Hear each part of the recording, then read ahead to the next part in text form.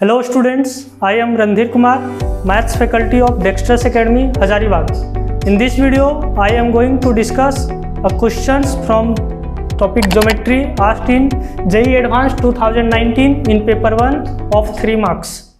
Question क्या कह रहा है? Questions बोलता है let the point B the reflections of point A 2,3 मतलब पॉइंट B जो हमारा है वो पॉइंट A 2,3 का रिफ्लेक्शंस है. रिफ्लेक्शंस किसके रिस्पेक्ट में?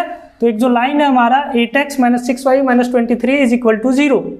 आगे बोलता है कि gamma A and gamma be with the circle of radii 2 and 1.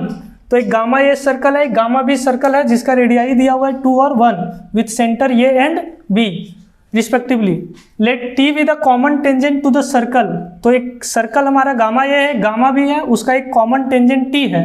Such that इस प्रकार से है कि both the circles are on the same sides of the tangent. तो मतलब टेंजेंट के वो सेम साइड्स में है. और C is the point of intersections of T and the line passing through A and B. Then the length of the line segment A C is equal to what? So we have to basically find what is the line segment A C. तो इस question को हम लोग ऐसे एक समझते हैं. एक हम लोग का कोई भी लाइन दिया हुआ है, ये लाइन दिया हुआ है 8x - 6y - 23 is equal to 0. और यहाँ पे बोल रहा है कि पॉइंट बी जो है वो हमारा रिफ्लेक्शन है पॉइंट ये 2,3 का. तो सपोज ये है हमारा पॉइंट 2,3 और इसका रिफ्लेक्शंस क्या हो जाएगा? इसका रिफ्लेक्शंस हो जाएगा पॉइंट ये उतना ही दूरी पे जितना भी ये पॉइंट हमारा ये है 2,3 इस लाइन से उतना ही दूरी में एक पॉइंट हमारा बी बनेगा. और आगे देखते हैं हम लोग क्या है. यहाँ से गामा ए और गामा बी एक सर्कल्स बनाना है हमको दो, जिसका रेडियाई एक का 2 यूनिट्स है और एक का रेडियाई 1 यूनिट्स है. इसका मतलब इसका जो रेडियस हम लोग ड्रॉ करेंगे ये 2 यूनिट्स का है और इसका जो रेडियस होगा वो 1 यूनिट का है. अभी ऐसे इसका हमको ज़रूरत नहीं है तो अभी हम इसको इरेज कर देते हैं. आगे देखिए क्या दिया हुआ है, एक कॉमन टेंजेंट लेना है. कॉमन टेंजेंट देखिए, कॉमन टेंजेंट कैसे हो सकता है तो इसको यहाँ समझते हैं. एक सर्कल ऐसे और एक सर्कल ऐसे. कॉमन टेंजेंट 1 2 3 और ये 4 हो सकता है. लेकिन हमको टेंजेंट इस प्रकार से लेने बोला है कि दोनों सर्कल उसके सेम साइड में होगा. तो इसका मतलब ये वाला टेंजेंट हो नहीं सकता है क्योंकि इस टेंजेंट के सर्कल एक उस साइड में और एक इस साइड में. उसी प्रकार ये वाला भी नहीं हो सकता. इसका मतलब या तो टेंजेंट ये वाला हमको लेना है या ये वाला. तो हम लोग टेंजेंट ये वाला ले लेते हैं. तो इस टेंजेंट का नाम हम लोग दे दिए टी. तो आगे क्या बोलता है क्वेश्चन हम लोगों को? आगे क्वेश्चन बोलता है कि ये जो C एक पॉइंट है ऑफ इंटरसेक्शन है एक टेंजेंट T का और एक जो ये और B को हम लोग मिला रहे हैं. तो ये और B को हम लोग अगर फर्दर एक्सटेंड करते हैं तो सपोज ये जा करके यहाँ पे मिल जाए और इस पॉइंट का नाम दिया गया है C. तो हम लोग को जो लेंथ फाइंड करना है वो हम लोग को फाइंड करना है AC. तो AC का लेंथ हम लोग कैसे फाइंड करेंगे? ये जो क्वेश्चंस है यहाँ पे हम लोग क्या करेंगे कि हम लोग को AC का लेंथ फाइंड करने के लिए हम लोग को कुछ और चाहिए होगा. तो यहाँ पे हम लोग AB का लेंथ फाइंड आसानी से कर सकते हैं. एक तो हम लोग AB का फाइंड कर सकते हैं और दूसरा काम ये कर सकते हैं हम लोग को कि AB का फाइंड करने के बाद कुछ हम लोग को प्रॉपर्टी यूज करना पड़ेगा.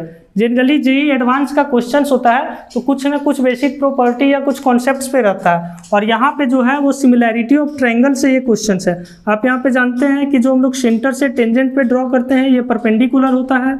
यहाँ भी सेंटर से टेंजेंट पे ड्रॉ करेंगे तो परपेंडिकुलर होगा. तो यहाँ आपको 2 ट्रायंगल दिख रहा होगा. इसका नाम हम लोग कुछ यहाँ पे दे देते हैं P और Q. तो यहाँ पे देखिए एक ट्रायंगल आपको दिखेगा APC और एक दिखेगा BQC. यहाँ पे क्या है, एंगल P भी 90 है और एंगल Q भी 90 है. तो 2 एंगल तो इन लोग का एक एंगल आपस में बराबर है और एक एंगल C भी जो है वो दोनों में कॉमन है.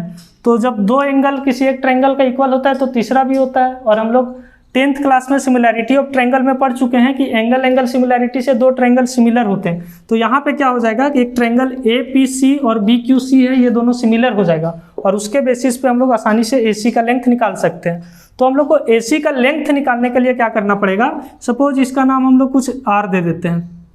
तो हम लोग को एक AB का लेंथ आना चाहिए होगा, AC का लेंथ आना चाहिए होगा. बाकी AP भी पता है हम लोग को, BQ भी पता है. इसका मतलब हम लोग को AR का लेंथ निकालना पड़ेगा और ए आर एक्चुअली है क्या, तो ए आर इसका परपेंडिकुलर डिस्टेंस है इस पॉइंट का इस लाइन के रिस्पेक्ट में, क्योंकि क्वेश्चन में ही दे रखा है कि हमको इसका रिफ्लेक्शंस निकालना है। तो ये जो पॉइंट ये होगा, ये आर लाइन होगा, ये इस लाइन पे परपेंडिकुलर होगा, तो हम लोग ए आर का निकाल सकते हैं। हम लोग क्या करते थे, मॉड ऑफ ये पॉइंट इस पर सब्सटीट्यूट कर देते थे, तो 8 × 2 - 6 × 3 -23 divided by root under coefficient of x² plus coefficient of y², तो 8² प्लस -6 का होल स्क्वायर। तो ये 8 दूनी 16, 6 3 18, 16 - 18 -2 और -23, -25 हो गया। मॉड में वैल्यू उसका कितना आएगा 25, और नीचे ये 10 का स्क्वायर है तो नीचे 10 हो गया, तो इसका लेंथ हो गया 5/2। तो ए आर का लेंथ अगर 5/2 होगा तो बी आर का भी लेंथ 5/2 होगा। बी आर का लेंथ 5/2 इसलिए होगा क्योंकि बी जो है वो पॉइंट ए का रिफ्लेक्शंस है, इसका मतलब बी आर का भी वैल्यू आ जाएगा 5/2। इस हिसाब से हमारा ए बी का जो लेंथ हो जाएगा वो हो जाएगा 5। तो हम लोग का यहाँ से यहाँ ए बी जो है वो निकल गया 5 और हम लोग बी सी को कुछ मान लेते हैं, सपोज x मान लेते हैं। और अब हम लोग यहाँ पे थोड़ा देखेंगे, लिख सकते हैं हम लोग triangle A P C is similar to triangle B Q C. ऐसा कैसे होता है अभी हम समझा चुके हैं, बाय एंगल सिमिलैरिटी। आप यहाँ पे लिख भी सकते हैं एंगल सिमिलैरिटी। और ये बात आपको पता है कि two triangles are similar then the ratio of their corresponding sides are equal. इसका मतलब यहाँ पे ऐसा हो जाएगा, हम लोग लिखेंगे ए पी बटा B Q is equal to A C बटा बी सी। तो यहाँ से ए पी का वैल्यू 2 यूनिट है, बी क्यू का वैल्यू 1 यूनिट है, और हमको ए सी निकालना है तो यहाँ से यहाँ 5 यूनिट और बी सी का वैल्यू x यूनिट, तो ये हो जाएगा 5 + x और बी सी का वैल्यू हो जाएगा x। और अब हम लोग इसको आसानी से सॉल्व कर सकते हैं। 2x = 5 + x, this imply x = 5। तो यहाँ से हम लोग का x का वैल्यू 5 निकला और हम लोग को निकालना था लेंथ किसका, AC का। तो AC = व्हाट, तो AB + BC, therefore AC = AB + BC and AB is 5 and BC is also 5, so the length of AC is 10।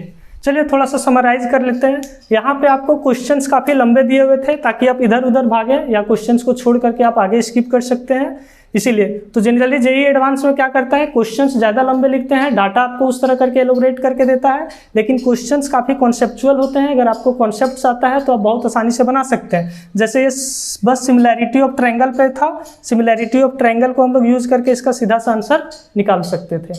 इसमें लाइन का भी बहुत ज़्यादा कॉन्सेप्ट्स नहीं यूज़ करना पड़ा। हम लोग 11th में जो पढ़ते हैं कि मतलब यहाँ से परपेंडिकुलर डिस्टेंस कैसे निकालते हैं, इसका रिफ्लेक्शन।